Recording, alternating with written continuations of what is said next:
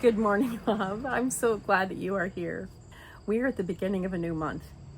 And before I get racing down the track of this new month, I want to go back and review the month that just went by.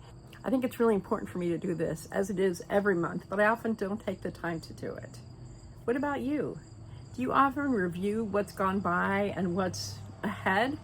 When I look back at my life, there's a couple of really big things that I wish someone had talked to me about. I wish someone had brought things to my attention.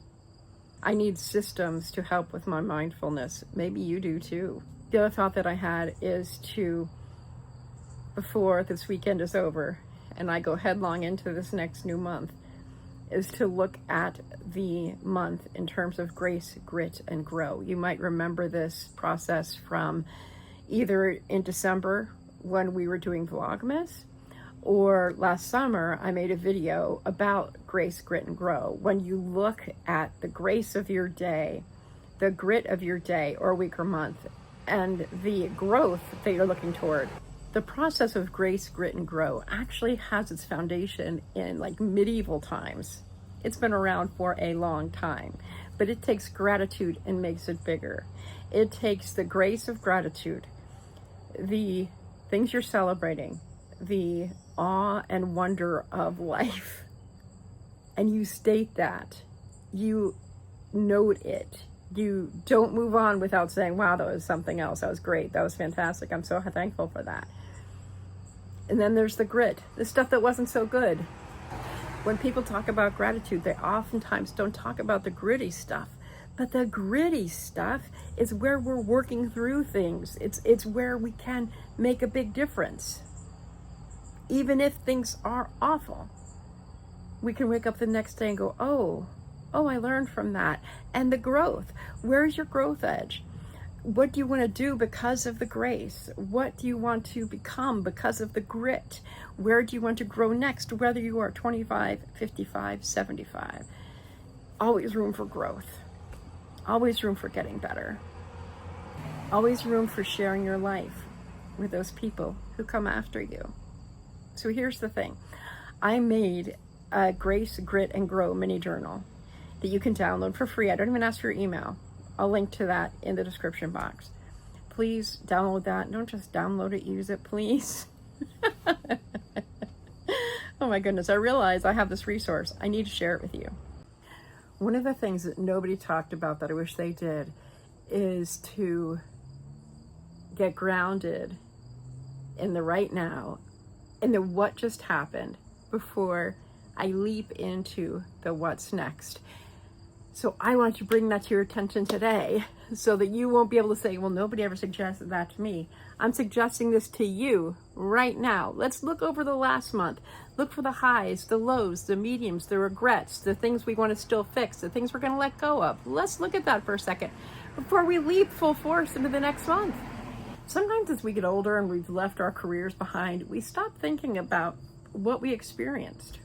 And when we stop looking at our life, when we stop looking at the moments behind us, we risk losing some really important details. I'm talking about the things that you can't keep in a database. Do people even keep databases anymore? You can't keep them in a spreadsheet. You can't feed into AI. The stuff that lives in your heart, the things that you are best off remembering so that 10 years from now, you'll be able to say, well, I remember in the summer of 2026, there was all this stuff going on in the world. Things in my country were happening that made me not recognize it. And I was so distracted from what was most important that ... So I want to go back right now in my life to July 1st. Do you remember July 1st? If you don't remember off the top of your head, I suggest you go back, and if you take a lot of pictures, look what your pictures show you. I realized just today that I have no pictures from August of last year. What the heck was going on that I didn't have any pictures? I can sort of tell you, sort of. And I wish I had the details, because I think there's a lot of stuff that happened in last August that could help me in August today. On July 1st, you might remember I shared about this. I was in West Virginia. I went to Harper's Ferry for a day. I was pet sitting in Maryland, so I took a day trip to Harper's Ferry, and had a fantastic time. I barely scratched the surface. I went to one location, I took a great walk, hike, sat by the Shenandoah River, and wrote. This was important to me because I was facing a surgery that I was very frightened of. In fact, probably the biggest theme that played over in the month of June was about fear and health. Health and fear, fear and health, health and fear. At least in the beginning. But woven within that were some incredible interactions and opportunities that showed up that overshadowed that to a great extent, at least in my memory now. Because what happened next? What happened next is one of those things that I don't even or can't even trace the origins of. And I heard a honk, so I need to look and see what's going on. I don't know how I got this information. I don't even know what spurred me on to take hold of it. But what happened next led to some deep healing. And this deep healing was not the physical. This deep healing was the emotional, the spiritual, the creative.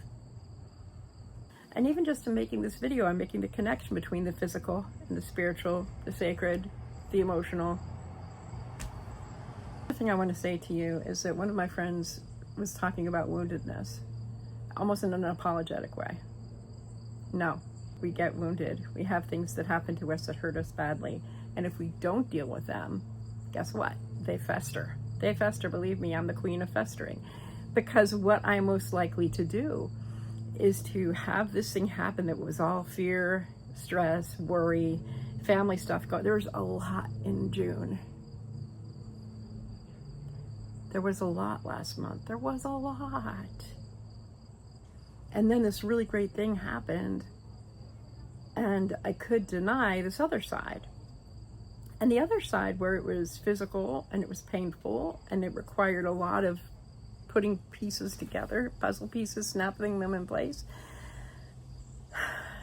and a lot of good from that, there was also parts where I didn't feel heard. I didn't feel seen. I didn't feel like there was good communication between me and some of the doctors. In the moment, they were great, but some of it was not good. In doing this review and talking to you, some of those pieces, the missing links are coming together, and I'm really, really grateful for that. I'd love to encourage you to do is to really look back before you race forward.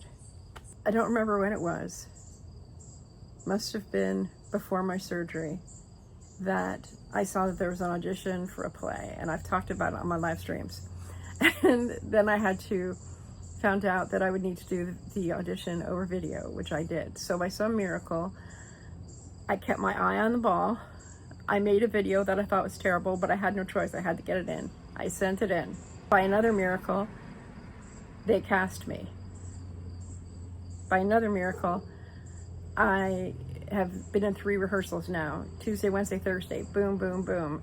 And on the 3rd rehearsal, I had warmed up enough that I had such a good rehearsal experience that it was a better rehearsal than I have had since 2015. Now, granted, in between 2015 and now, I did not have 25. I didn't have that many shows that I did compared to the preceding 10 years. But nonetheless, wow, that's a long time to go without a really good rehearsal experience. Literally, oh my God, there's so much traffic. Before I auditioned and was cast, I wasn't sure if I would ever get to do theater again. I thought, Julie, maybe that's it for you. Maybe you're done. And the thing is that going into this experience, I'm aware that this could be my last theater experience. Since the last time I was on stage, which was in 2023, I have lost 4 friends, theater friends, 2 men who played my husbands. It sounds so funny. But I've lost a lot of people. So the reality is that what I'm telling you is important. Not just the theater part, not just doing stuff you'd love to do, but to recognize how significant it is that you get to do these things at all. And that when you are experiencing them, relish them. If it's sitting by a river, if it's talking to a doctor, if it's having a conversation with a childhood friend, if it is getting up in the morning and pouring yourself a cup of coffee, be with that experience. Be with that experience. Be with that experience. That's not an error in editing. I did mean to say be with that experience 3 times. In this last little section, I had 3 texts from one of my children, which I'm now going to check, and then we'll wrap it up. Things that I'm working on right now is, I've talked about this before. One of the things that I'm working on is my voluminous treasure box of videos and finish them. One of the videos that I have is about after surgery, what happened next. I have not finished that. I have videos with some of you in them that I haven't used yet, that I'm hoping to use a quilt process to do that. I have the journaling coming up. I have house sitting coming up, and I really want to talk about house sitting because this trip that I'm taking this next week is going to be amazing. And I'm planning really carefully for that. But just like I said, if I would get better at being present now, then this would not become an issue. It's the next day. When I was editing this video, I found out how important things were that I said at the end of the video. So I bumped that to the front and left no ending. I couldn't just leave you hanging with no ending. So have you looked at July or whatever your last month was? Have you looked at the last week? Oh my goodness. Have you considered how this might impact who you are becoming, even as you are in empty nest phase, retirement phase? Because one of the most important things we can do to stay happy and healthy and fully alive as we reach for these most golden of our golden years is to keep being curious, to continue learning, and to continue to opening our hearts to what is most important, most significant in our lives. And this will be different for all of us.